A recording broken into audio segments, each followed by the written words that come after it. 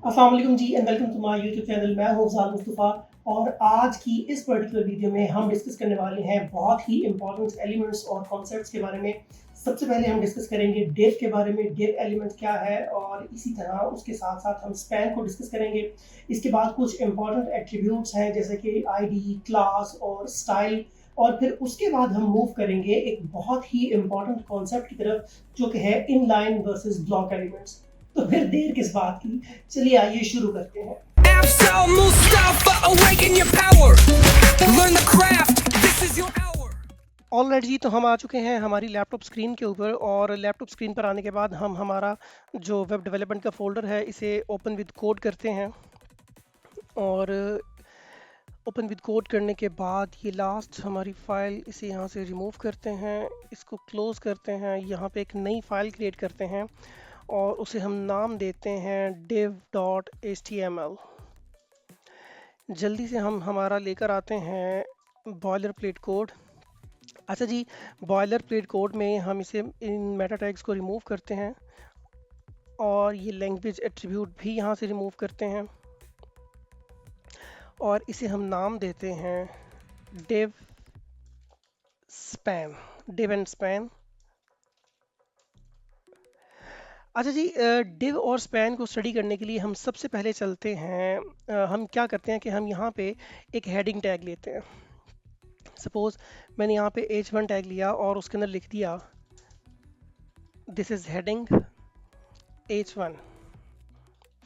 उसके बाद मैंने क्या किया, एक पैराग्राफ टैग लिया और इस पैराग्राफ के अंदर लोरम 30 हमने ऐड कर दिया। हम इस व्यू में जाके इसे करते हैं वर्ड रैप, और वर्ड रैप करने के बाद मैं क्या करता हूँ कि एक और पैराग्राफ लेता हूँ इसके नीचे P और इसे करता हूँ लोरम 50। अभी हमारे पास कुछ कंटेंट आ चुका है और इसे मैं राइट क्लिक करके ओपन विद सर्वर कर लेता हूँ। ओपन विद सर्वर करने के बाद ये कुछ हमें इस तरह से नज़र आ रहा है यहाँ पर कि सबसे ऊपर हमारी एक हेडिंग है, उसके बाद हमारे पास एक पैराग्राफ है, उसके बाद एक और पैराग्राफ है। हमने डिस्कस करना है डिव को। डिव बेसिकली क्या करता है, उसके लिए पहले हम चलते हैं हमारे एपिक पेन के पास, और एपिक पेन की मदद से हम इसे पहले थोड़ा सा इसका कॉन्सेप्ट सीखते हैं कि आखिर ये डिव टैग करता क्या है। अच्छा जी, एपिक पेन ओपन हो चुका है और उसके बाद हम करते ये हैं कि अपना ब्लैक बोर्ड ओपन करते हैं थोड़ी देर के लिए। फर्ज करें कि ये हमारा एक वेब पेज है और इस वेब पेज के ऊपर हमारे पास कुछ कंटेंट है, और वो कंटेंट जो है वो यहाँ पर इस हेडिंग की शक्ल में है। ये एक हेडिंग है हमारे पास, फर्ज करें कि ये एक हेडिंग है।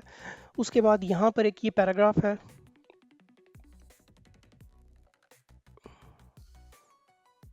और इस तरह से एक पैराग्राफ ये है, और एक पैराग्राफ जो है हमारे पास वो ये है।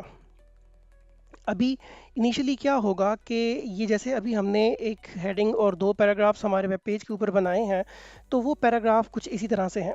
अब हो क्या रहा है, हो ये रहा है कि ये जो पहला पैराग्राफ है, ये जो हेडिंग है ये इंडिपेंडेंटली बिहेव कर रही है। ये जो पैराग्राफ है, ये जो हेडिंग है ये इंडिपेंडेंट यहाँ पे पड़ी हुई है, और इसी तरह से ये एक जो पैराग्राफ है ये इंडिपेंडेंटली यहाँ पर मौजूद है, और इसी तरह पर ये जो पैराग्राफ है ये भी यहाँ पर इंडिपेंडेंटली यहाँ पर मौजूद है। हम क्या करते हैं, बाज़ औक़ात हमें हमारी वेबसाइट को या हमारे वेब पेजेस को ऑर्गेनाइज करने के लिए सम टाइम कुछ एलिमेंट्स की ग्रुपिंग करनी पड़ती है, और हम उसी ग्रुपिंग के लिए डिव और इस तरह के जो एलिमेंट्स हैं, और भी कुछ एलिमेंट्स हैं जो कि नेक्स्ट क्लास में हम डिस्कस करेंगे, इनको यूज़ करते हैं। अब डिव करता क्या है, बेसिकली डिव करता सिर्फ ये है कि वो इनको इस तरह से अपने अंदर एनकैप कर लेता है, यूं कह लें कि एनक्लोज कर लेता है।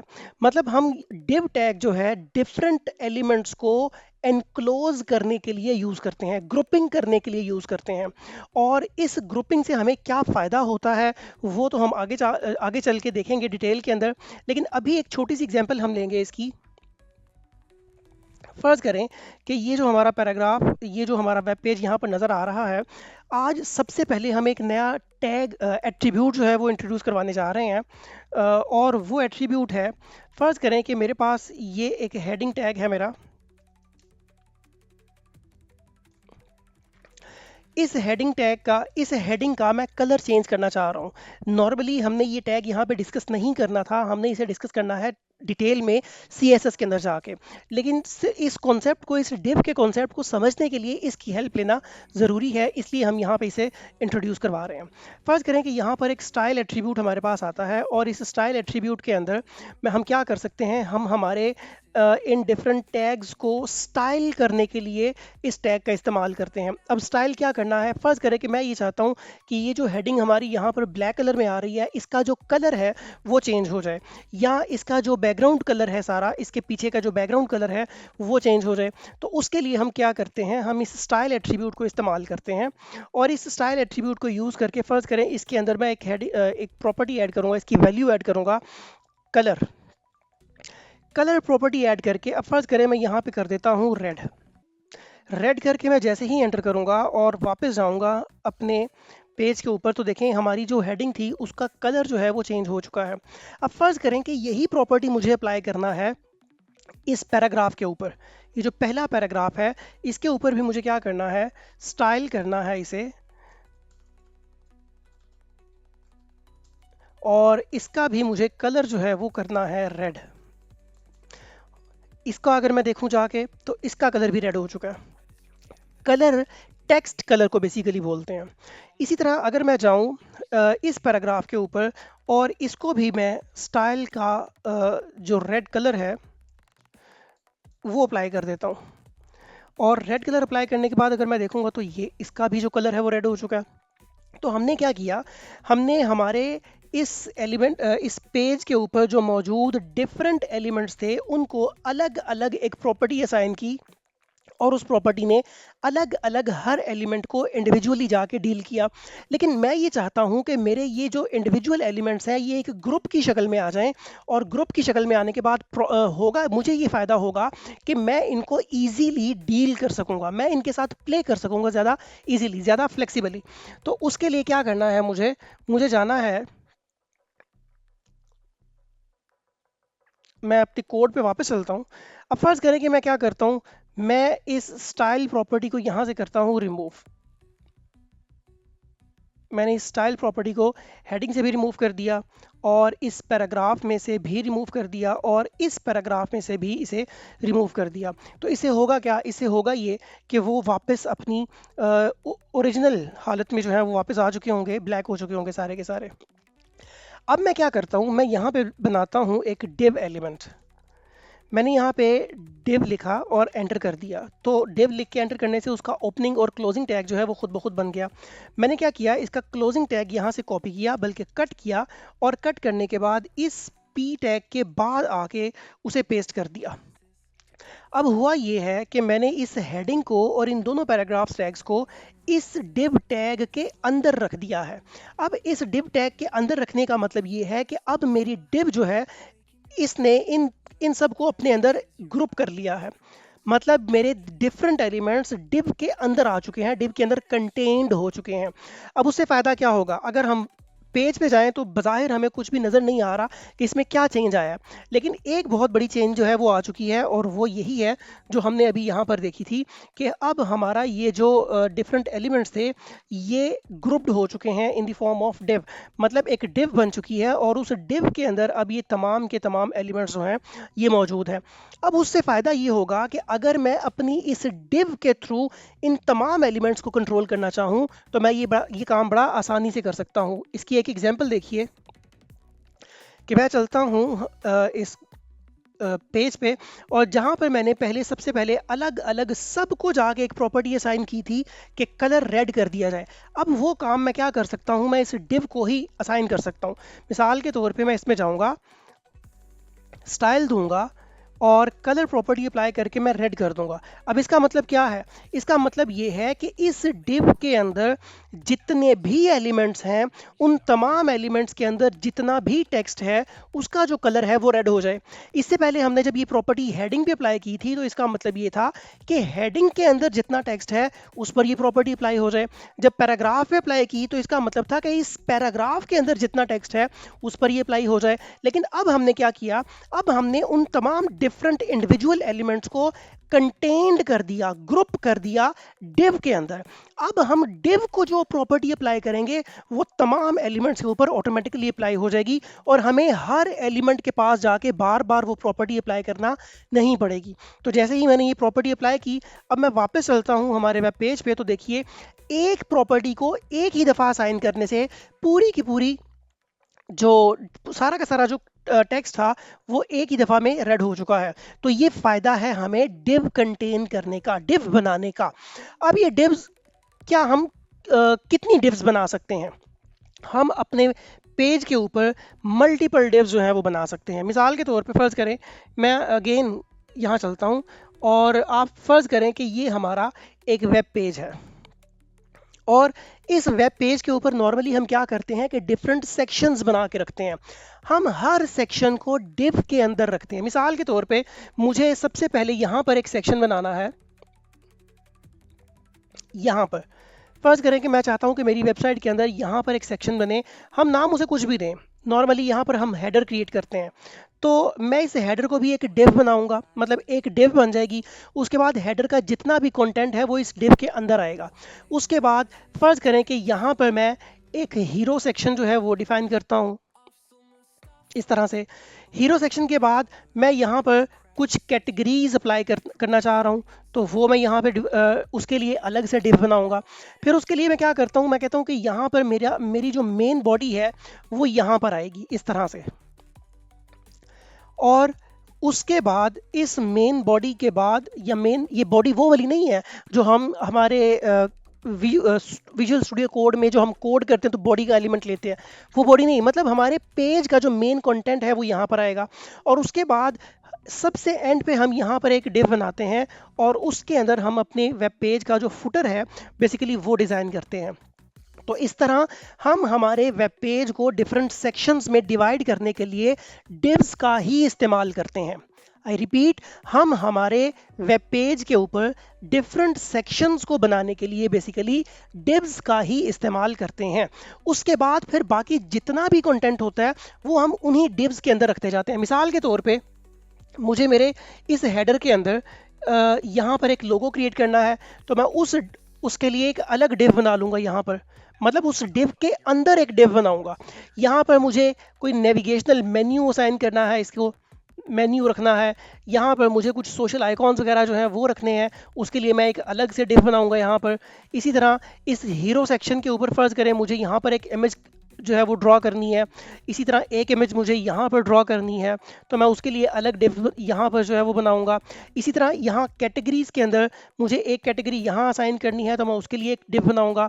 फिर मुझे यहाँ पर एक कैटेगरी असाइन करनी है, मैं उसके लिए एक डिव यहाँ बनाऊंगा। मैं एक और डिव इसके अंदर बना सकता हूँ, मैं एक और डिव इसके अंदर बना सकता हूँ, एंड सो ऑन। और इस तरह करते करते मैं एक डिव के अंदर मल्टीपल डिव्स भी बना सकता हूँ। तो यहाँ पर हमारी इंडिविजुअल कैटेगरीज के लिए डिव्स जो हैं वो बन जाएंगी।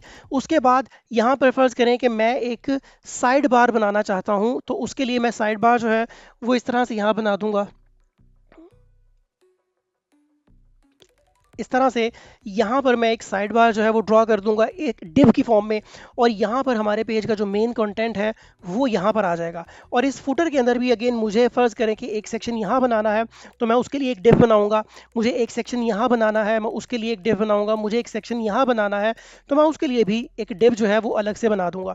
तो इस तरह से हम हमारे पूरे वेब पेज को डिव्स की मदद से डिफरेंट सेक्शंस के अंदर डिवाइड करते चले जाते हैं, और इस तरह हमारा जो पेज है वो ऑर्गेनाइज्ड वे में बनता चला जाता है। तो ये थी इंपॉर्टेंस डिव की, कि हम हमारे वेब पेज के ऊपर मल्टीपल डिव्स क्रिएट करते हैं, और उन डिव्स का पर्पस सिर्फ यही होता है कि हम डिफरेंट टाइप ऑफ कंटेंट को कंटेन करना चाहते हैं in the form of group. अच्छा जी, उसके बाद अगर फर्ज करें हम वापस चलते हैं, तो इस डिव के अंदर इस स्टाइल एट्रीब्यूट के साथ साथ कुछ इंपॉर्टेंट एट्रीब्यूट्स का हम यूज़ करते हैं, जो कि जिसमें सबसे पहले है क्लास। क्लास का एट्रीब्यूट हम बेसिकली यूज करते हैं क्लास और इसके साथ एक और एट्रीब्यूट है जो कि है आईडी। इन दोनों के अंदर हम कोई भी वैल्यू असाइन कर सकते हैं, कोई भी, मतलब लिटरली कोई भी। आप इसके अंदर फर्ज करें इसको नाम दे सकते हैं अंकल, ठीक है, और इसे आप नाम दे सकते हैं आंट। तो लिटरली कुछ भी नाम इनको जो है वो दिए जा सकते हैं, लेकिन ऑब्वियसली हम इस तरह के नाम देते नहीं हैं। हमने कुछ मीनिंगफुल नाम जो है वो इनको देने होते हैं according to their group, according to their content, कि इसके अंदर कौन सा कंटेंट हमने रखा है। फर्ज करें कि मेरा ये फुटर सेक्शन है या मेरा ये साइड बार है, तो मैं इसको नाम दे दूंगा इसकी क्लास को साइड बार, और आईडी जो है इसे फर्ज करें मैं नाम दे देता हूँ साइड बार अंडरस्कोर आईडी, इस तरह से।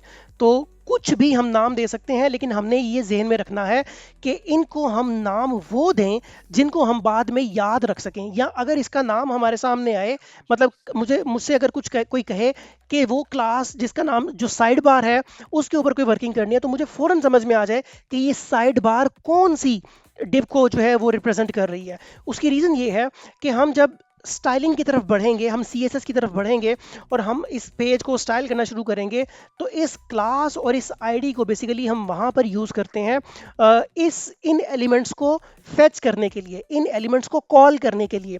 अभी शायद आपको इस बात की समझ ना आए, लेकिन जब हम CSS स्टार्ट करेंगे तब आपको बड़े अच्छे से समझ आएगी कि ये कॉल करना क्या है, फेच करना क्या है, या ये क्लास और आईडी की जो एट्रीब्यूट्स हैं इनकी क्या इंपॉर्टेंस है, ये हमें आगे चल के समझ आएगी ज़्यादा।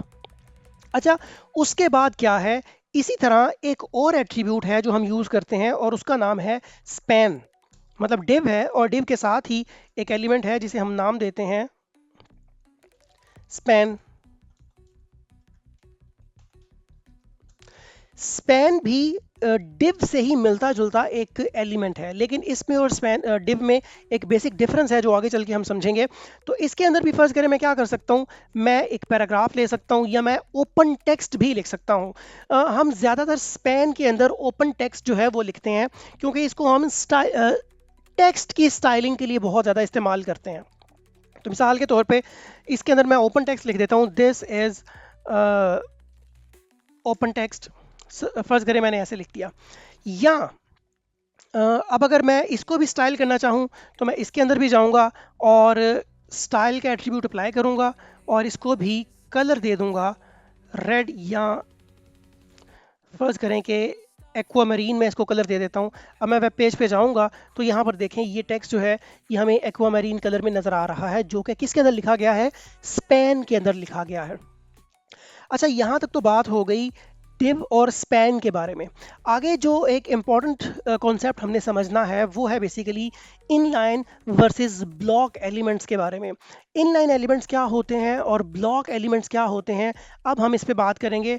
और उसके लिए मैं करता ये हूँ कि हम चलते हैं एक दफ़ा फिर से हमारे इस एपिक पेन के ऊपर, और इसको मैं जाके यहाँ से कर देता हूँ रिमूव।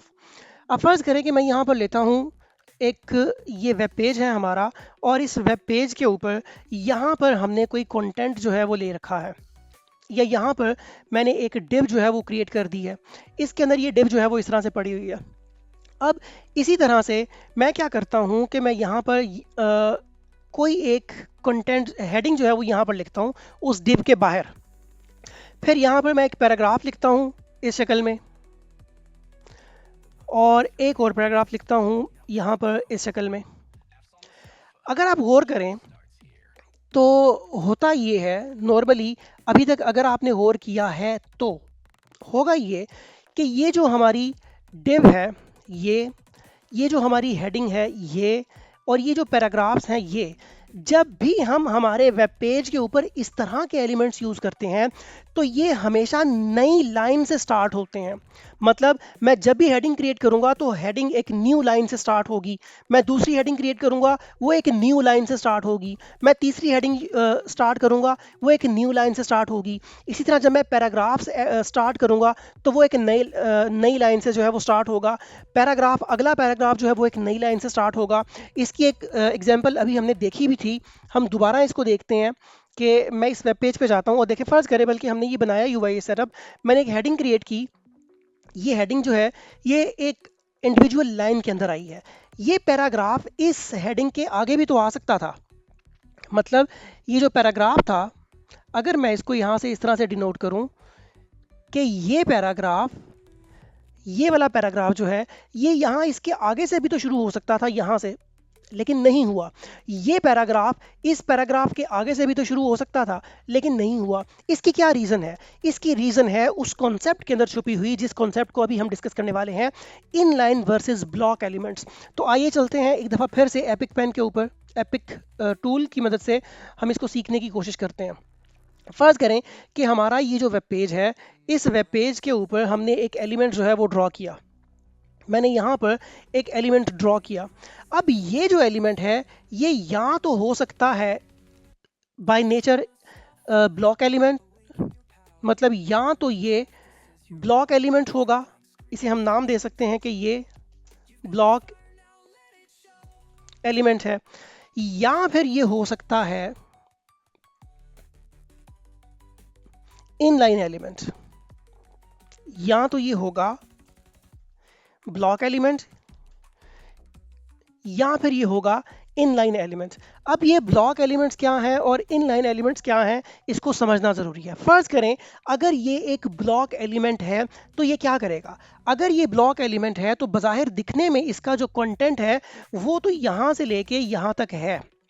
आई रिपीट कि बज़ाहिर दिखने में इसका जो कंटेंट है वो यहाँ से लेकर यहाँ तक इसका कंटेंट है, लेकिन हकीकत में ये क्या करेगा? ये अपने पेरेंट की फुल विड्थ को ऑक्युपाई करेगा। नज़र नहीं आएगा, नज़र इसका सिर्फ इतना कंटेंट ही आएगा जितना कंटेंट इसके अंदर लिखा है, इतना। लेकिन हकीकत में ये अपने पेरेंट की फुल विड्थ को कंटेन करेगा, ऑक्युपाई करेगा, और उस स्पेस में किसी भी दूसरे एलिमेंट को नहीं आने देगा। तो हम कहते हैं कि ऐसा एलिमेंट जो एक लाइन में, जिस लाइन से स्टार्ट किया जाए उस लाइन की या उस विड्थ की, उस पेरेंट डिव की या उस पेरेंट की फुल विड्थ को ऑक्युपाई कर ले, ऐसा एलिमेंट जो है ये ब्लॉक एलिमेंट कहलाता है। आई रिपीट कि ऐसा एलिमेंट जो पूरे ब्लॉक की विड्थ को ऑक्युपाई करे, चाहे उसका कंटेंट बहुत स्मॉल हो, बहुत मुख्तसर हो, लेकिन वो फुल विड्थ को ऑक्युपाई करे, ऐसा कंटेंट या ऐसा एलिमेंट जो है उसे हम नाम देते हैं ब्लॉक एलिमेंट का। तो इसी तरह, इसीलिए फर्ज करें यहाँ पर हमारे पास एक और एलिमेंट है, यहाँ पर मैंने यहाँ पर ड्रॉ किया, और जब मैंने दूसरा एलिमेंट ड्रॉ किया तो वो उससे अगली लाइन से स्टार्ट हुआ, उससे नीचे से स्टार्ट हुआ। ये रिप्रेजेंट करता है इस बात को कि ये जो एलिमेंट था पहला वाला, ये बेसिकली ब्लॉक लेवल एलिमेंट था, क्योंकि इसने नए एलिमेंट को अपने आगे नहीं आने दिया। उसकी रीज़न ये थी कि ये हकीकत में नज़र तो इतना सा आ रहा है, लेकिन मतलब नज़र तो ये सिर्फ इतना आ रहा है जितना कंटेंट है इसका, लेकिन हकीकत में इसने सारी की सारी विड्थ जो है अपने पेरेंट की वो ऑक्युपाई करके रखी है यहाँ तक, एंड तक। मैं हाइट की बात नहीं कर रहा, मैं विड्थ की बात कर रहा हूँ कि ये अपने पेरेंट एलिमेंट की पूरी विड्थ को ऑक्युपाई करके रखेगा। अब फर्ज करें कि हमारे पास एक कंटेंट है या एक एलिमेंट है या एक डिव है। फर्ज करें मैं कहता हूँ कि ये एक डिव है हमारे पास, और इस डिव के अंदर मैंने एक एलिमेंट क्रिएट किया है, और वो एलिमेंट जो है वो एक ब्लॉक लेवल एलिमेंट है, और इतना उसका कंटेंट है, इतने लेवल का उसके अंदर कंटेंट है। तो कंटेंट तो उसका इतना होगा, लेकिन जो स्पेस वो ऑक्युपाई करेगा वो स्पेस यहाँ से लेके यहाँ तक होगी। अब यहाँ से आपको एक कॉन्सेप्ट क्लियर हुआ होगा बहुत ज़्यादा, कि मैं ये नहीं कह रहा कि वो पेज की फुल विड्थ को ऑक्युपाई करता है, बल्कि मैं ये कह रहा हूं कि वो अपने पेरेंट एलिमेंट की फुल विड्थ को ऑक्युपाई करता है। अब अगर आप गौर से देखें तो इस एलिमेंट का जो पेरेंट एलिमेंट है वो ये है। आई रिपीट कि ये जो एलिमेंट था ये वाला, इस एलिमेंट का जो पेरेंट एलिमेंट है वो कौन है? वो ये है, हमारा पेज। जबकि ये जो एलिमेंट हमने क्रिएट किया था, इसका जो पेरेंट एलिमेंट है वो ये ब्लू बॉक्स है, जिसे हमने एक डिव का नाम दिया है। तो जब भी हम ब्लॉक एलिमेंट क्रिएट करते हैं तो वो अपने पेरेंट एलिमेंट की फुल विड्थ को ऑक्युपाई करते हैं। आई रिपीट कि आपको यहां तक ये कॉन्सेप्ट समझ में आया होगा। उसके बाद अगर हम बात करते हैं इनलाइन एलिमेंट्स की, तो इनलाइन एलिमेंट्स क्या करते हैं? इनलाइन एलिमेंट्स कभी भी फुल विड्थ असाइन नहीं करते। इनलाइन एलिमेंट्स कभी भी फुल विड्थ ऑक्युपाई नहीं करते। फर्ज करें कि ये हमारे पास कोई डिव है, ये हमारे पास कोई कंटेनर है, ज़्यादा बेहतर रहेगा इस तरह से कहना कि ये कोई कंटेनर है। इस कंटेनर के अंदर हमने क्या किया? इस कंटेनर के अंदर हमने यहाँ पर एक एलिमेंट क्रिएट किया जो कि था इनलाइन एलिमेंट। अब ये अगर इनलाइन एलिमेंट है तो मैं जब अगला इनलाइन एलिमेंट क्रिएट करूंगा तो वो जहां पर ये एलिमेंट खत्म हुआ था वहीं से स्टार्ट होगा और आगे तक जाएगा।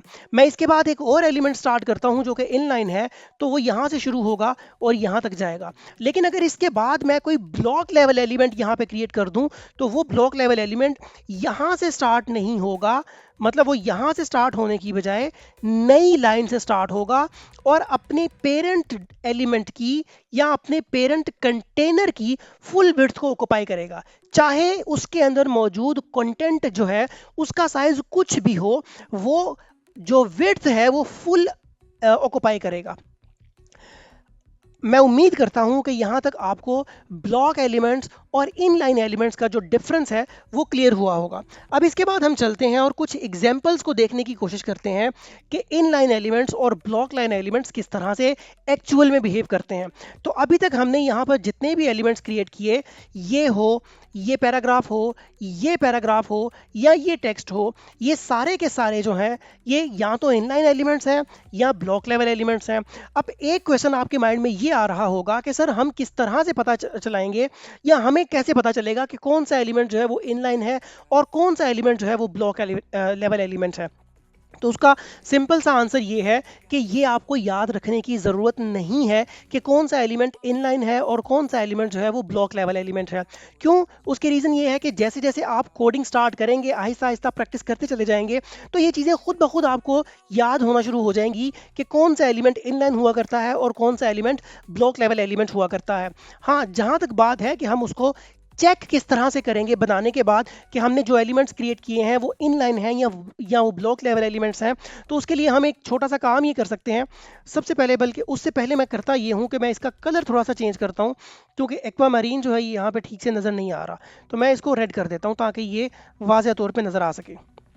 तो अब फ़र्ज़ करें कि हमारे पास यहाँ पर एक एलिमेंट ये है और बाकी एलिमेंट्स ये हैं। मैं एक और काम करता हूँ कि यहाँ पर इसी स्पैन एलिमेंट को कॉपी कर देता हूँ नीचे और इसको लिख देता हूँ दिस इज़ ओपन टेक्स्ट 2, और इसे फिर से कॉपी करता हूँ नीचे और यहाँ लिख देता हूँ this is open text type open text 3।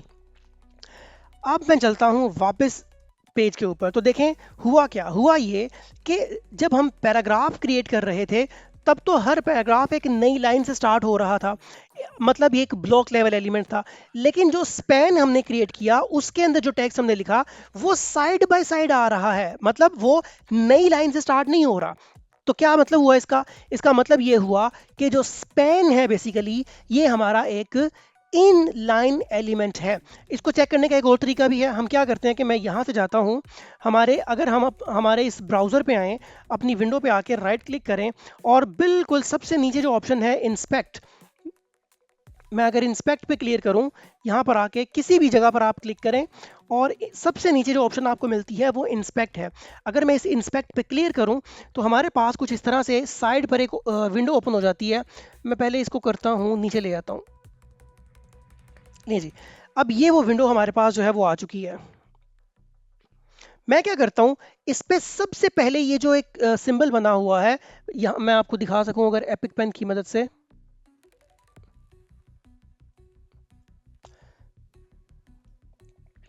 ये जो हमारे पास एक सिंबल बना है जिसमें एक कर्सर आपको नज़र आ रहा है, ये सिंबल जो है इस पे आपने क्लिक करना है और इस पर जैसे ही आप क्लिक करेंगे तो अब क्लिक करने के बाद आप क्या करेंगे, आप जाएंगे पेज के ऊपर और हर एलिमेंट के ऊपर आप क्लिक करेंगे, क्लिक नहीं करेंगे मतलब होवर करेंगे। तो देखिए मैंने इस पर क्लिक किया और क्लिक करने के बाद मैं वापस आया यहाँ पर, तो अब मुझे नज़र ये आ रहा है कि ये जो दिस इज हेडिंग H1 लिखा हुआ है, इसकी ये पूरी जो विड्थ है ये ब्लू नज़र आ रही है। इसका मतलब ये है कि इसने बेसिकली ये पूरी विड्थ जो है इसको ऑक्युपाई किया हुआ है। मैं इसको थोड़ा सा अगर हाईलाइट कर सकूं इसकी मदद से, कि ये आपको नज़र आएगी कुछ यहाँ पर इस तरह से कि इसने पूरी विड्थ जो है इसको ऑक्युपाई किया हुआ है। वापस चलते हैं एक दफ़ा, अच्छा लेकिन इसको तो बंद करना पड़ेगा। अच्छा बहरहाल, तो मैं देखिए देखिए जब जैसे ही इस पे होवर करता हूँ, ये मुझे पूरी विड्थ जो है ऑक्यूपाई करता हुआ या कंटेन करता हुआ नज़र आ रहा है। मैं पैराग्राफ पे जाता हूँ तो पैराग्राफ तो ऑब्वियसली वैसे ही बड़ा है तो इसलिए ये नज़र आएगा, ये भी इस तरह नज़र आएगा। लेकिन जब मैं स्पैन पे जाता हूँ तो देखिए स्पैन ने कितनी स्पेस ऑक्यूपाई की है, जितना इसका ब्लू एरिया आपको शेडेड नज़र आ रहा है तो वो उतना ही है जितना कि इसका कंटेंट है, जितना कि उसके अंदर टेक्स्ट अवेलेबल है। तो यही वो कॉन्सेप्ट है जो मैं आपको शुरू से बताता आ रहा हूं कि जो in level in line elements हुआ करते हैं, ये सिर्फ उतनी ही स्पेस ऑक्युपाई करते हैं जितना इनके अंदर कंटेंट अवेलेबल हो। तो इसीलिए इस स्पैन पे जब मैंने अपना माउस इसके ऊपर किया, कर्सर इसके ऊपर किया, तो देखिए उतना ही एरिया शेडेड हुआ जितनी इसने स्पेस ऑक्युपाई की थी। इसने भी इतनी स्पेस ऑक्युपाई की है, इसने इतनी स्पेस ऑक्युपाई की है, लेकिन हेडिंग जो है इसने फुल स्पेस जो है वो ऑक्युपाई कर रखी है। तो इसका मतलब ये है कि एक दफ़ा ये क्लियर हो गया कि वो एलिमेंट्स जिन्हें हम ब्लॉक लेवल एलिमेंट्स कहते हैं, वो अपने पेरेंट एलिमेंट की फुल विड्थ को ऑक्युपाई करते हैं, जबकि जो इन लाइन एलिमेंट्स हुआ करते हैं वो सिर्फ उतनी ही लेंथ या उतनी ही विड्थ ऑक्युपाई करते हैं जितना उनका कंटेंट होता है उसके अंदर। तो मैं उम्मीद करता हूं कि ये इन लाइन और ब्लॉक लेवल की आपको बड़े अच्छे से समझ आई होगी। अब रहा क्वेश्चन ये कि हम कैसे पता चलाएं कि कौन से एलिमेंट्स जो हैं वो इन लाइन है और कौन से लेवल एलिमेंट्स जो हैं वो ब्लॉक लेवल एलिमेंट्स हैं। तो जैसे मैंने पहले कहा कि ये याद रखने की बिल्कुल भी ज़रूरत नहीं है। हाँ, अलबत्ता नॉलेज पॉइंट ऑफ व्यू से आप देख सकते हैं, आप गूगल पे जाएं और यहाँ पर लिख सकते हैं in line versus block elements. ये लिख के अगर आप एंटर करें तो आपके पास एक लंबी लिस्ट आ जाएगी इन लाइन, और ये W3 स्कूल पे जाके देख लें, या इमेजेस में अगर हम जाएं तो शायद हमें कुछ कंपैरिजन ये देखें, जैसे ये कंपैरिजन मिला हुआ है, दिया हुआ है इन्होंने यहाँ पर, ये एक लिस्ट हमें प्रोवाइड करने की कोशिश की गई है। आप इसको भी देख सकते हैं कि इन लाइन एलिमेंट्स कौन कौन से हैं और ब्लॉक लेवल एलिमेंट्स जो हैं वो कौन कौन से हैं। तो ये एक लंबी चौड़ी लिस्ट इसमें मौजूद है, एक लंबी चौड़ी लिस्ट इसमें मौजूद है। लेकिन मैं फिर से कह दूं कि आपको इन्हें रटने की या इनको याद करने की ज़रूरत नहीं है। आप जैसे जैसे कोडिंग में आगे चलते चले जाएंगे, ये ऑटोमेटिकली खुद ब खुद आपको याद होते चले जाएंगे। तो मैं उम्मीद करता हूं कि आज के इस मुख्तसर से लेक्चर से आपको बहुत कुछ सीखने को मिला होगा, और ये एक इनफैक्ट इम्पॉर्टेंट कॉन्सेप्ट भी था, डिव क्लास और डिव स्पैन और इसी तरह से इनलाइन वर्सेस ब्लॉक एलिमेंट्स। तो अगर आपको ये लेक्चर पसंद आया है, समझ आया है, तो हमें एक थम्स अप कीजिए, हमें थोड़ा सा सपोर्ट कीजिए, इस चैनल को सब्सक्राइब करें, वीडियोस अगर आपको पसंद आ रही हैं तो इसको लाइक भी करें और शेयर भी करें। तो आज की वीडियो से सिर्फ इतना ही। अगली वीडियो तक के लिए इजाज़त दीजिए। अल्लाह हाफिज़। Mustafa, awaken your power. Learn the craft. This is your hour.